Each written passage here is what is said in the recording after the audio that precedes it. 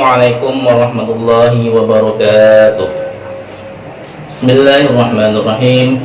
Alhamdulillahirabbil alamin wa bihi nasta'in wa ala umuri dunya waddin.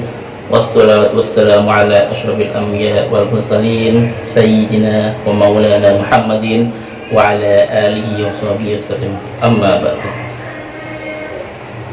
Yang kami hormati ayah, bunda, dan serta anak-anakku, pada kesempatan kali ini semoga kita selalu diberikan kesehatan jasmani, kesehatan rohani, sehingga kita bisa melaksanakan puasa Ramadan ini dengan sehat, dengan semangat, tanpa ada halangan ataupun, dan semoga Ramadan ini menjadi Ramadan yang berkah bagi kita semuanya. Selanjutnya, pada pertemuan kali ini Bapak ingin menyampaikan kelanjutan yang kemarin, yaitu masih membahas tentang akhlak. Itu bab yang kedua, kita bahas tentang al-walad al-adib, yaitu masih dalam kitab Akhlaqul Banin. Yaitu bab yang kedua, yaitu membahas tentang apa? Al-walad al-adib. Apa maksudnya? Yaitu anak yang beradab, anak yang berakhlak. Apa itu anak yang berakhlak? Anak yang beradab itu yang pertama, poin yang pertama itu anak tersebut dikatakan dia mempunyai akhlak, dia mempunyai adab. Yaitu yang pertama, poin pertama, al-walad al-adib yahtarimu walidayhi wa muallimihi. Itu anak yang beradab ataupun berakhlak, dia itu bisa memuliakan kedua orang tuanya dan guru-gurunya. Itu orang tuanya siapa aja? Ayah sama bunda. Yang mana beliau adalah orang yang terutama sama ibu kita, beliau adalah yang melahirkan kita, yang mengandung kita, melahirkan kita, mendidik kita dari kecil sampai kita bisa jalan berbicara. Orang tua kita lah yang mendidik yang pertama kali. Yaitu yang kita harus wajib kita hormati adalah kedua orang tua kita, bapak, ayah sama bunda.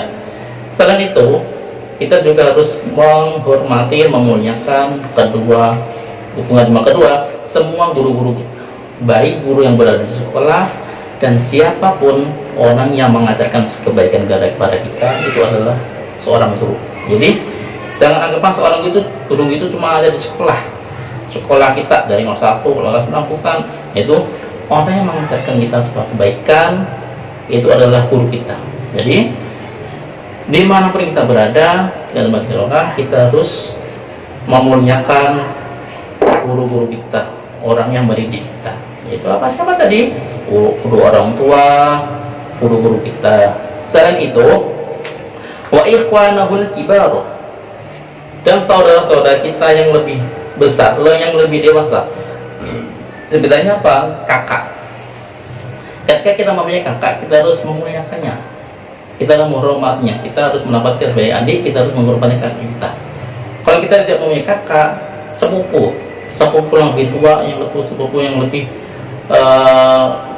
lebih tua dari kita juga harus memuliakannya, menghormatinya.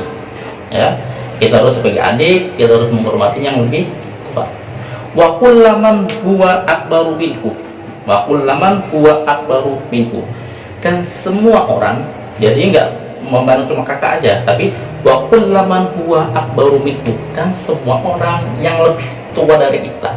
Jadi kita badannya bukan cuma kakak, jadi semua orang yang kita temui dimanapun kita berada yang lebih tua dari kita harus memuliakannya, menghormatinya, karena kita posisi kita sebagai lebih muda, lebih kecil. Kalau di sekolah kakak kelas, dan teman-teman yang lebih tua dari kita juga menghormatinya. Walaupun kita teman sama, kita harus bisa mendapatkan bahwa kita lebih tua, lebih muda, lebih tua itu harus saling hormat. Wa yarhamu ihwanu syuhur, itu yang lebih tua. Kalau kita posisinya sebagai kakak, wa ikhwanahu fayarhamu ikhwanu syuhur, dan kita harus menyayangi kalau lebih kecil, kalau kita mempunyai adik yang lebih kecil, kita harus menyayanginya. Itu ingat, kalau kita lebih bisa menempatkan diri ya, kalau kita sebagai lebih kecil sama lebih dewasa, kita menghormati, memuliakannya. Ketika kita lebih tua, lebih umur kita lebih tua darinya, kalau sama adik kita harus menyayanginya.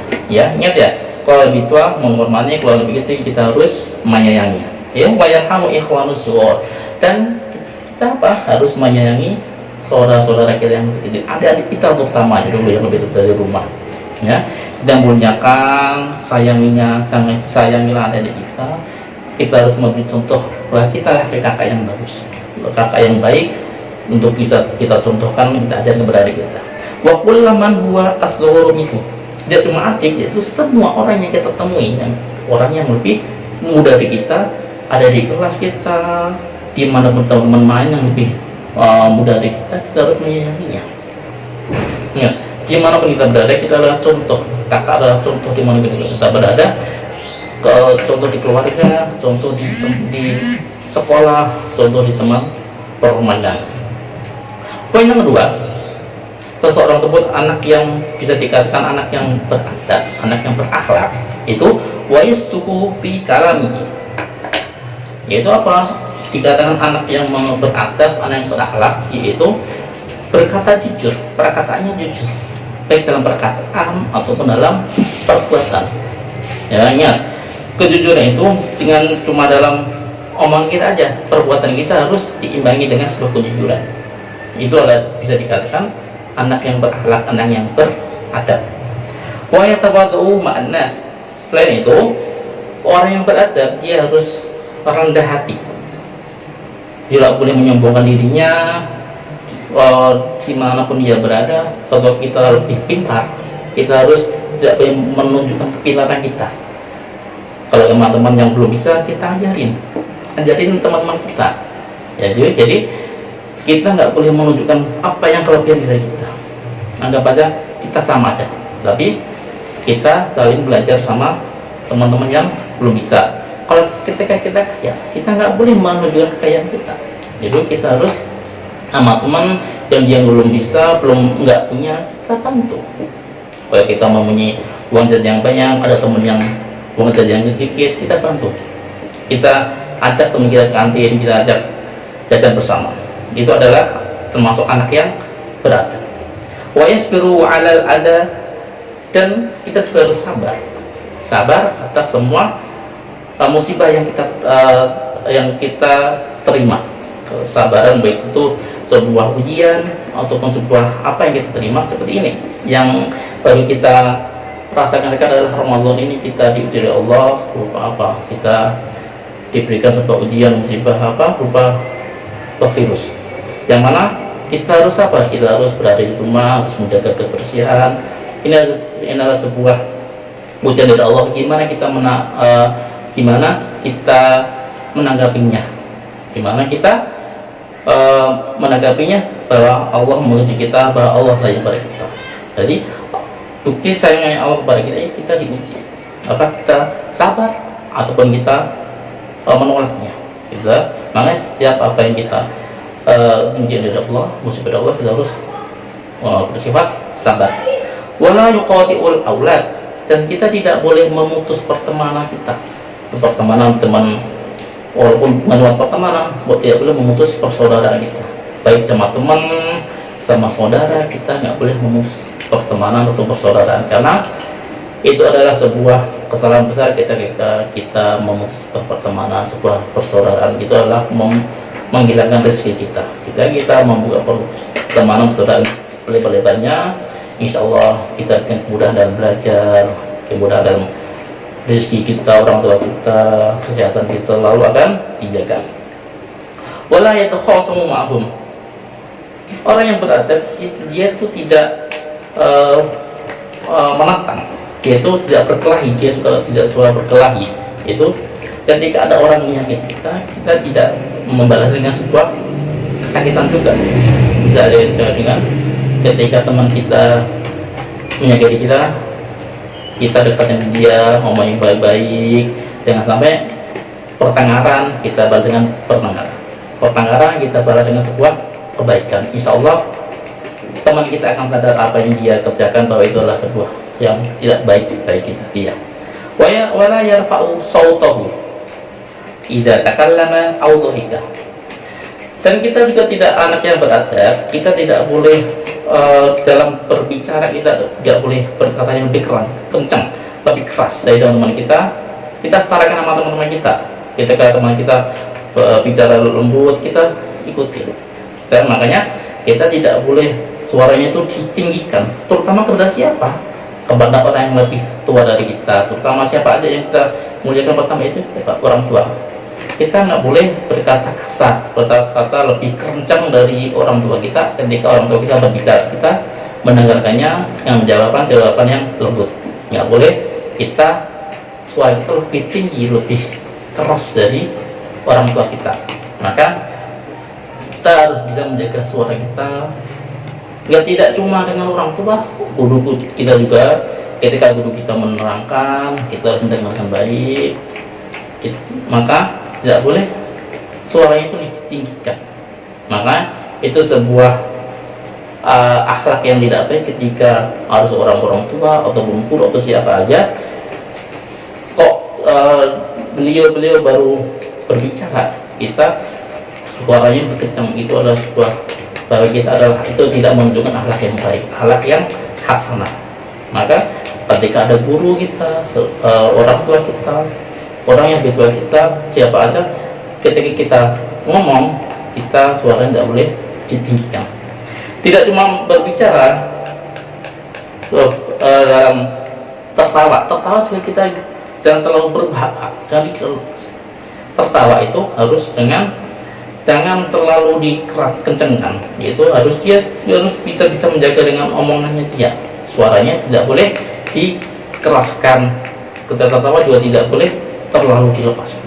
Boleh, tapi ada tempatnya. Kalau kita ada berkeramaian, masuk sekolah, itu harus bisa menjaga nada kita dalam berbicara ataupun dalam tertawa. Itu adalah bab yang pada kesempatan kali ini Bapak mengajarkan tentang akhlak yang baik atau anak yang mempunyai akhlak yang baik. Apa tadi kriterianya? Yang pertama, poin pertama tadi apa? Poin pertama, anak yang beradab, berakhlak itu dia memuliakan kedua orang tuanya, guru-gurunya, kakak-kakaknya, semua orang yang lebih tua darinya.